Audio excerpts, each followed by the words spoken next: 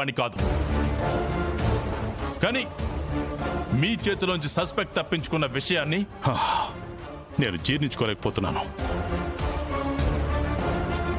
JD case take up చేస్తే case close అయిపోతుందని నా మైండ్లో ఫిక్స్ అయిపోతుంది. అలాంటిది ఆల్మోస్ట్ ఫినిష్ అయిపోతుంది అనుకున్న కేసు మళ్ళీ మొదటికి తీసుకొచ్చి పడేశారు. సారీ సార్, నేనిచ్చే ఏ ఎక్స్ప్లెనేషన్ నా ఫెయిలియర్ ని జస్టిఫై చేయదని తెలుసు.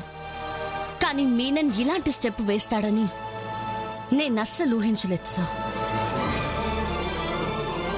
తప్పు జరిగింది సార్, కానీ మాకు 24 hours టైం ఇస్తే వాడిని తీసుకొచ్చి ఇదే స్టేషన్లో కూర్చోబెడతాం. ఇప్పుడు ఆ అభిని పట్టుకోవడం ఇంపాసిబుల్ కేడి. వాణ్ణి మనం అరెస్ట్ చేయగానే ఆ హోమ్ మినిస్టర్ మీనన్ని సీన్లోకి దించాడంటే ఖచ్చితంగా హీరోయిన్ మర్డర్లో ఆ మంగా మర్డర్ విషయంలో హోమ్ మినిస్టర్ ఇన్వాల్వ్ అయ్యాడు. వాడిని తీసుకెళ్లాలంటే నన్ను దాటి వెళ్ళాలి.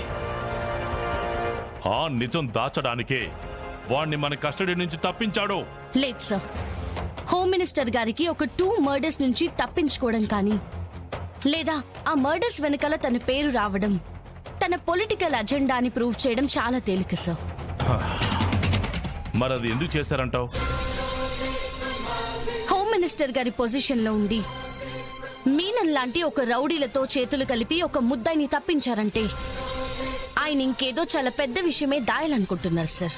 అవును సార్, హీరోయిన్ మర్డర్ మోటివ్ ఏంటి అని మనం తెలుసుకుంటే ఆయన నిజం బయటికి వస్తుందని భయపడినట్టున్నారు.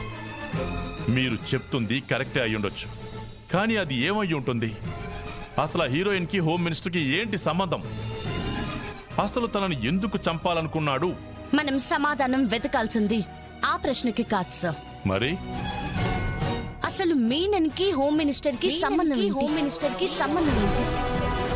హోమ్ మినిస్టర్ గారి ఒక్క మాట కోసం మీనన్ ఎందుకంత రిస్క్ తీసుకున్నాడు? ఇలాంటి పనులకి మీనన్ ఎప్పుడూ నేరుగా రంగంలోకి దిగడు సార్.